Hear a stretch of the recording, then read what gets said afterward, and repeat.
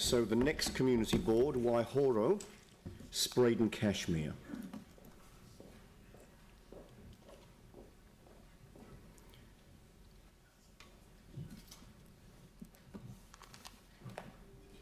So Melanie, Deputy Chair of the Board, welcome to the table this morning.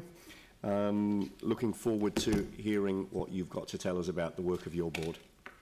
Hi everyone, we've got a different team today. It's obviously me, Carolyn's doing JP duty, filling in for someone, and Faye. I have no idea what presentation we have. So does anyone know how to, we haven't got one? This one, no. Right, well that's good. We wanted to talk about,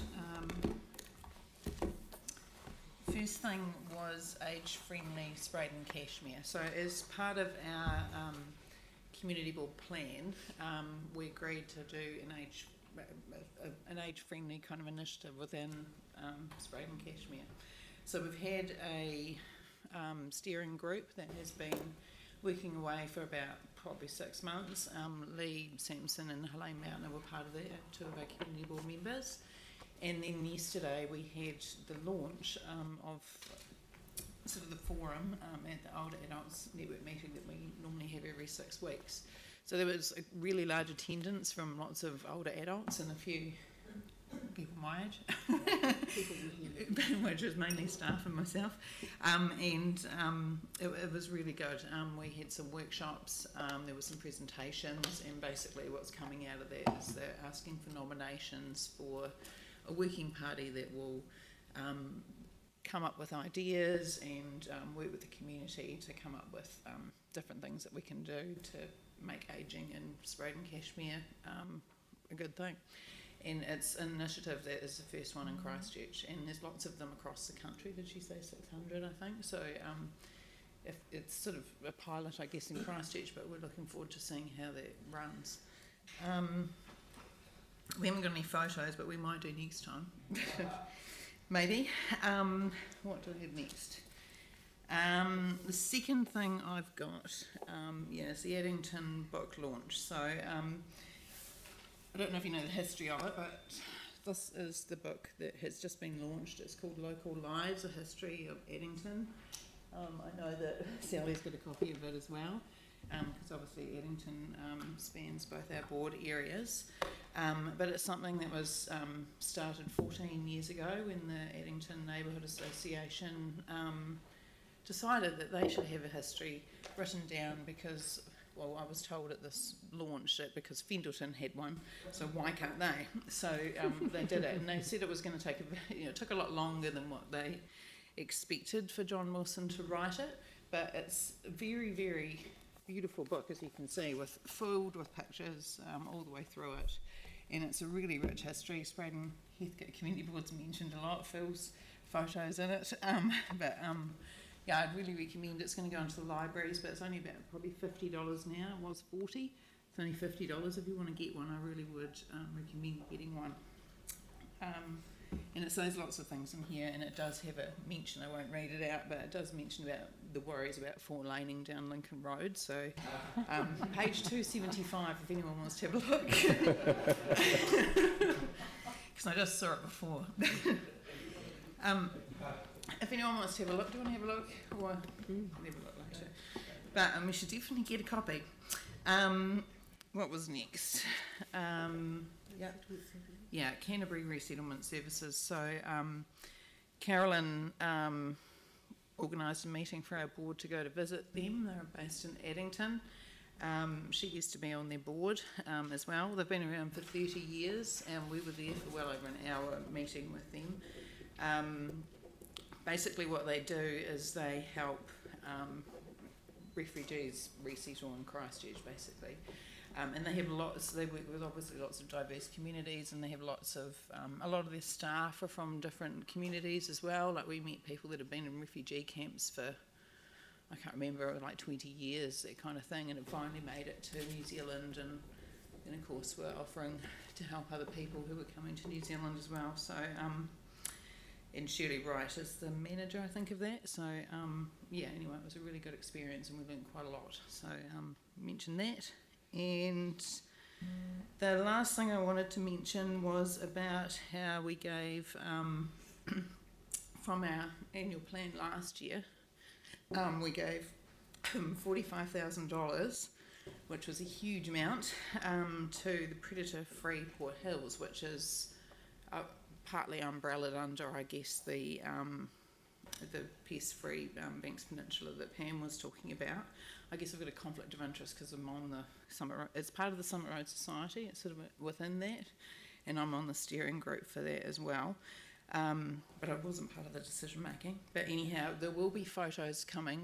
We had that just yesterday where we presented a cheque that that the staff had made, and Jeremy Yagar, whose idea was the whole thing, he was very proud to be holding that for about 10 minutes.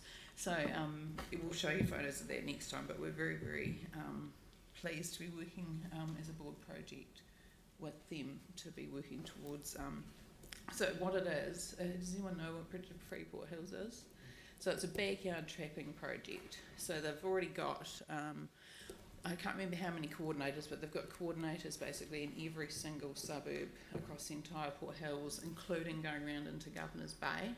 And those coordinators manage volunteers who do trapping within their own backyards. And the idea is to collect data on what they're trapping, use the money to subsidise traps, and also the money will go towards an administrator as well to oversee everything, because there's a whole lot of people involved, so it's keeping tabs on everything. Yeah. So I think that's it. Great, thank you, Melanie. And talking of the Summit Road Society, I was at their midwinter dinner on Saturday night up at the sign of the Kiwi. I was there too.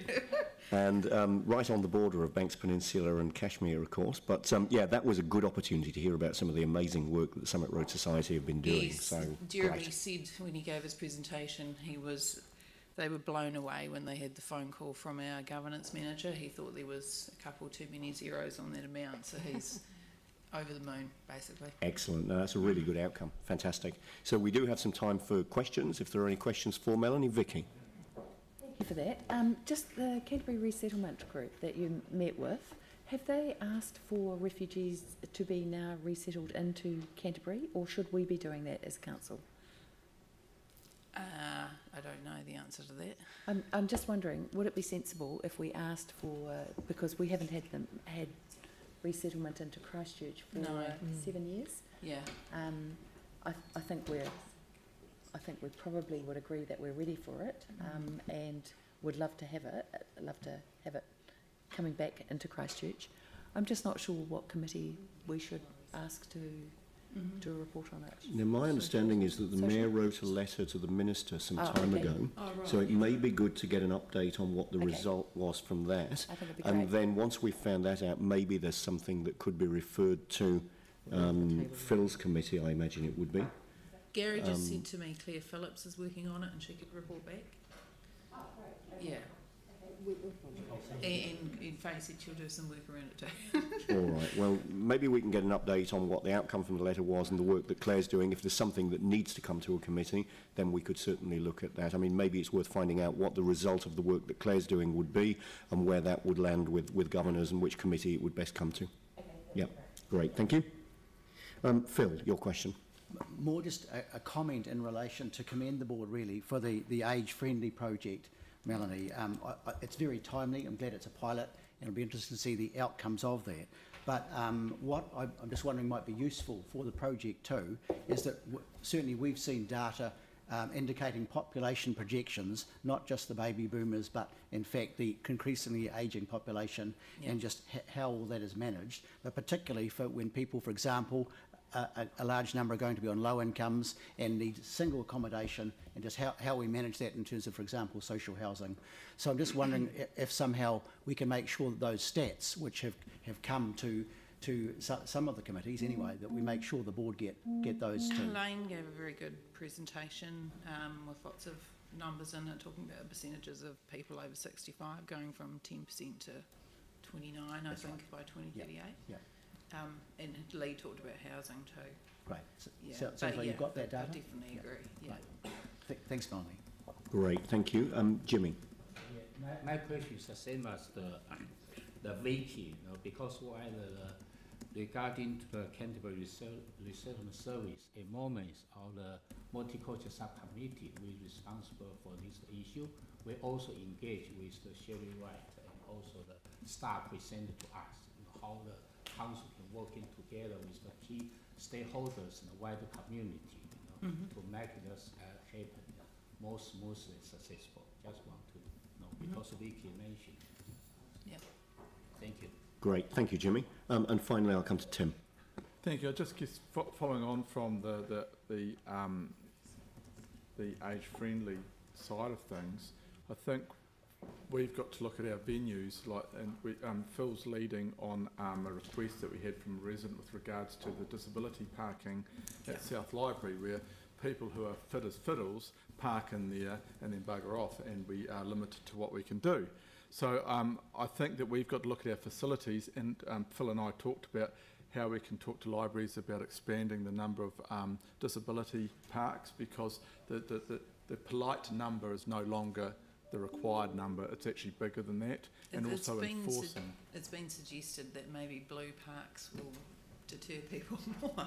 Well, we have different colours all over the place, and different malls, etc. And it, I think it's two things. One, we've actually got to supply, but we can talk about this. But I think it's certainly a discussion we need to have. But it would be following on from the work that Melanie and Lee are doing.